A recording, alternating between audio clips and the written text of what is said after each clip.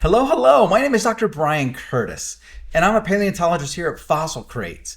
And today, I'm going to talk to you about a paper that just dropped called Manipulonyx. At least that's what I'm calling it. It's by Averianov and et al. 2025. And the question is, what did it eat? Their proposal? Egg eater extraordinaire. So let's dig in and see how this particular paper handles the specimen. But first, what are we looking at? This is a commission that we did with Sean Fox here at Fossil Crates for Mononykus. Now, we had him draw a long tongue. You'll see why in a moment. But the body plan between Mononykus, which is an Alvarezsauridae, it's one of these Parvicursorinae, is similar to all the other ones. Notice it's got long, fast-moving legs, long tail, and the hands are one big claw. Just amazingly disproportionate. Now, we went with the Longrich and Curry 2009 suggestion that these were insectivorous when we were commissioning this artwork. And so we had him using these claws almost in a digging way, digging into the termite mines, and then using a really long tongue to slurp up social insects, because social insects were just coming online around the time Mononykus was showing up in the world. So we thought, well, maybe. And we liked the idea, and it looks like a great scene. Well, Manipulonyx is named specifically because of manipulare, the ability to manipulate, the Latin, and then the Greek for claw. So they mix Latin and Greek, which I know language purists are probably frowning at. But I think it's a great sounding name. These are the non-hand bones that are figured in the paper. You'll see some cervical vertebrae, some bits and pieces of limbs. I made the tail front and center because I love tails, and you can see these beautiful, exquisite caudal vertebrae. But that's not what we're here to see. First, where in the world and when in the world are we? We're in the Nemegt Formation in Mongolia in the late Cretaceous. And these specimens reside in the Russian Academy of Sciences. So probably not going to be seen by me anytime soon. Happily, they provide some of the best figures of specimens I've seen in quite a while. Now, if you've read some of my blogs or heard me speak, I'm always nervous about figures. They give photographs as well, and first and foremost, this is that giant claw. This is the same hand. This is your palm side, and this is looking at the back of your hand. So what they have here is this incredible spike. Why? What's going on with this spike? They call it the palmar spike. They also have a medial spike and a lateral spike. Now, I've never seen spikes on a hand like this, except some birds like crested screamers. A few of them have these odd spikes, but not like this. And normally I would say they're wrong just because, science default, no. But Spicamelus came out with those spiked ribs. So we know dinosaurs don't play by the rules that we're used to as mammal specialists. So when you look at this here, it's absolutely gorgeous artwork. You can see it's got the hand, the carpo bones are all fused, and then it's got one big finger with one giant claw. But notice that's a 2, an II. That's a 2 because they have a third finger and a fourth finger. And these fingers are super tiny, and they end in a claw. At least this one does, and it's speculated this one did too. How cool is that? So you've got this unbelievably neat looking hand that makes no sense. You're like, well, okay, right, Brian. Well, here's the hand. Here's a photo of it. You've got your radius here, and then your ulna, and your ulna's broken back in here. It's missing part of it. And it goes right into your wrist bones, and there's that huge claw right there. And I've drawn with spikes, the spikes as they're noted. Here's the palmar spike right here, and then you've got this lateral spike. And then down here, you're looking here, you've got the medial spike and the lateral spike. So this is that. So that's turning. They're showing you both sides. This is incredibly exquisite. This is 5 millimeters, the scale bar. So this is a tiny, tiny hand. These are a millimeter long, these spikes, 2 millimeters. They're super small. I study sauropods. This is the size of bone that falls off of a limb bone, and we like, try to glue that back on. They then CT scanned all these elements as well. And this is an illustration from the CT scan showing you how the animal's hand is built and assembled. This is just a stunning specimen. It's been a great year with Qiupanykus and now this from 2 fingers to 1, even though this has 3. And their thesis is this animal was using this particular build to grab eggs and run. They're viewing those long legs to allow it to be speedy. They're looking at its cousins and presuming that they're using phylogenetic bracketing and just phylogeny in general. Some of its closest cousins apparently have binocular vision, and they have the arctometatarsalient condition, which combines for speed and maneuverability. Now, they're hypothesizing that this is a nocturnal dinosaur, and it would run in and grab an egg. Now, they point out that parts of the radius, and really the ulna and the humerus and this keel, do not lend themselves to digging, but they do lend themselves to grabbing. They can use these spikes to hold on to the egg and grab it because the eggs are really tough. If you've ever tried to break open an ostrich egg, it's a lot tougher than you think it is. We're used to tools, but just try using your hands. It's not always as easy as you'd like to go, oh yeah, I'll break that open, no problem. Now they have this other great illustration showing it in side view. I added this dinosaur embryo. The reality is the embryo would have occupied the entirety of the egg. It doesn't have all this air sacs going on, but I thought it made the point that it grabs it and it runs. It runs fast is their argument. Now here's the claw. Here's a CT scan of the claw, and this is a surface image of it. Really cool that you can see. It doesn't have that super sharp end, but it would have had a keratinous sheath. How sharp that would have been, I don't know. But I think this is a really cool right hand. And these are those palmar spikes. Note, these are all scaled to the same size, all scaled to 1 millimeter. So these are very tiny bones, but you can see the combination, the medial spike, the one on the inside, and I drew arrows to where you can see them, is the largest of the 3 spikes. Now, they argue that thanks to the humerus and this lateral projection, the deltopectoral crest, which is really big on this one, you say here the elbow, the olecranon, I'll just read them off here. Carpal spikes, which we just talked about.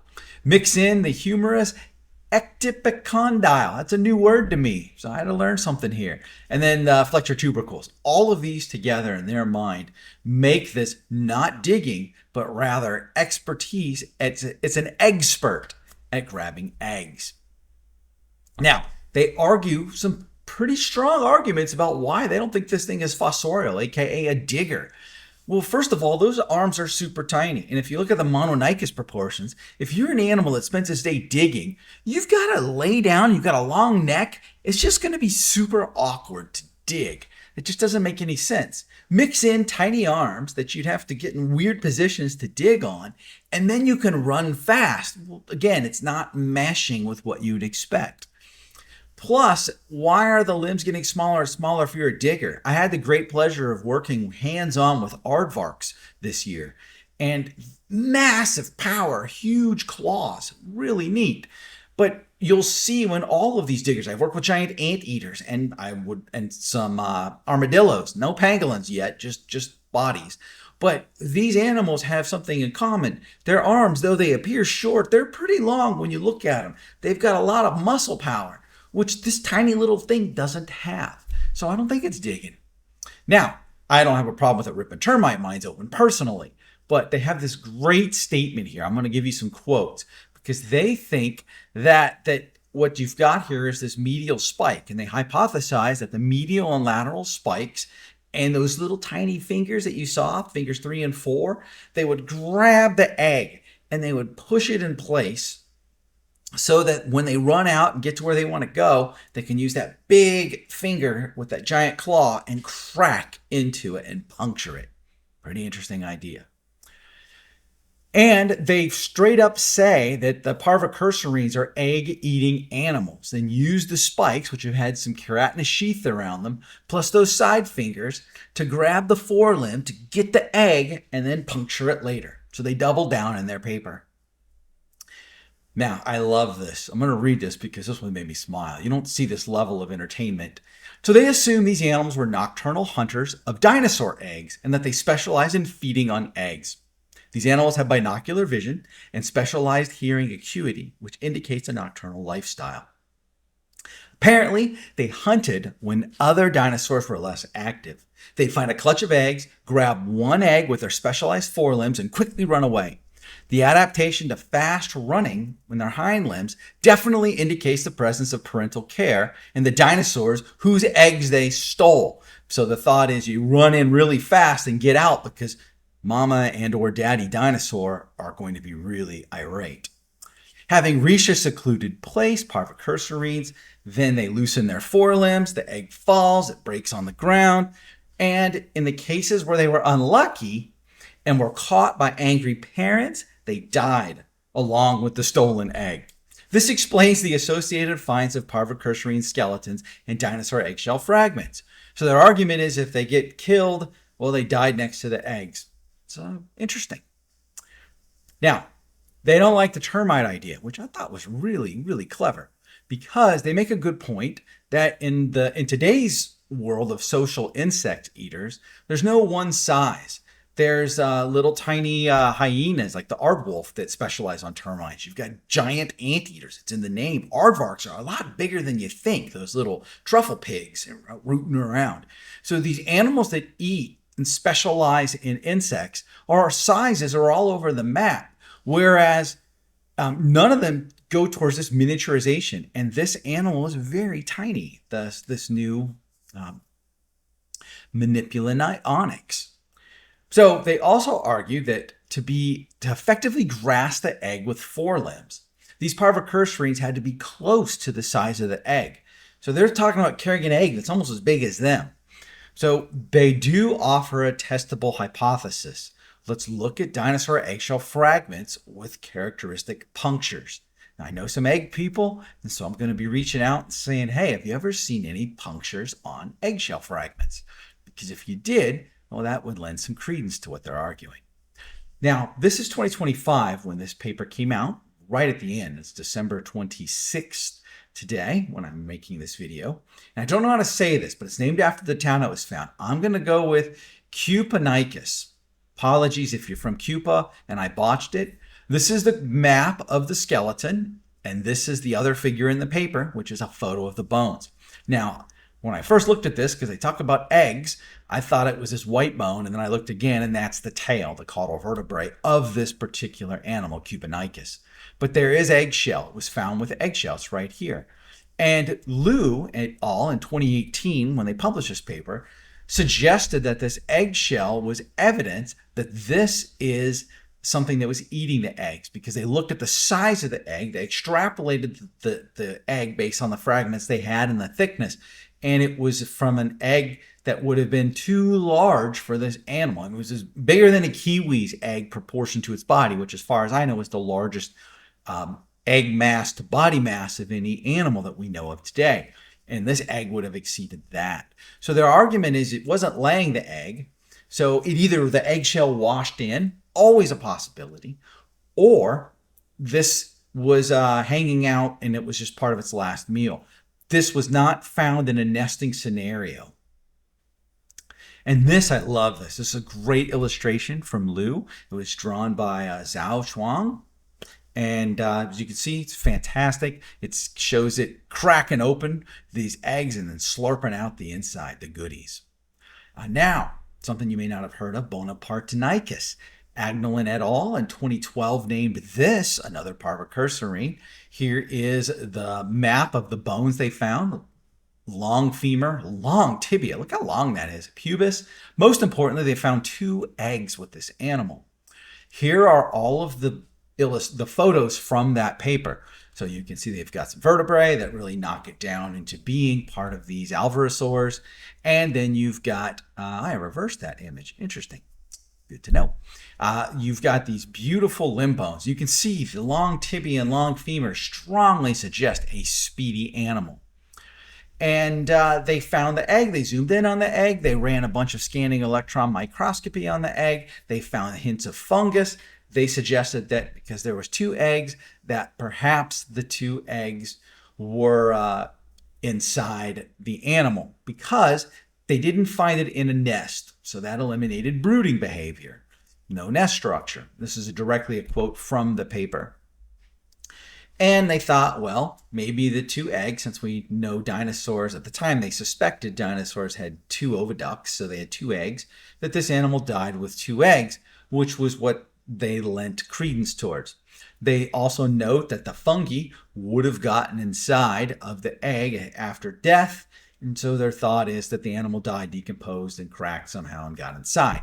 That's how I read their paper. So the end result is the authors, Averianov et al. 2025 with Manipulonyx, are saying this is not a digging animal based on a whole bunch of features in the arm. This was not digging.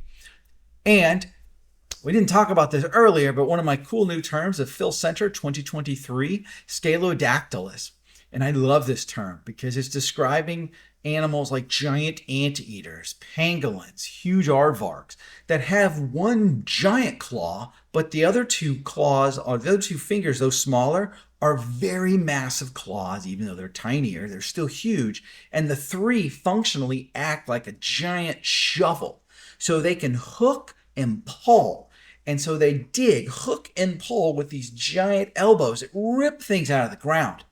Well, it's been proposed that Mononykus had that going on because of their large olecranon processes and other features, but these authors disagree with that.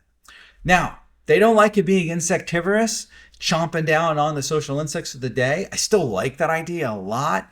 Ripping holes in, sticking a tongue in there. There's some evidence with some specimens that perhaps it had a very long tongue. But these individuals on this paper said, nope, it's ovivorous. It eats eggs. Some challenges with that. What do you feed your babies if you're parental caring? I guess you can go throw up the eggs like crop milk. I watched the doves here feed their baby with. That's possible. But if you're an egg specialist, you have to hope that animals were laying eggs year round. Because if they only lay during the spring, what do you eat in the summer, the fall, the winter? And small animals are not known for their migratory skills as opposed to a large animal. I'm not saying a small animal can't travel far. There's evidences of animals like foxes that have been radio collared of huge distances, thousands of miles.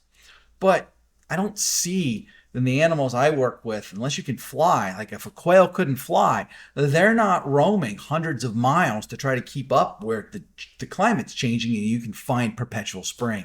So it's a challenge I don't know how you overcome unless, and this is what I think is really happening, it's doing 2 things. It's eating eggs and it's eating insects. Why not? I mean, these animals were fast. It could even run down and catch maybe a slow-moving dragonfly that irritated it, grab it out of the sky. It can eat eggs, small baby dinosaurs. I'm sure baby sauropods could have been on the menu because everything else must have been eaten.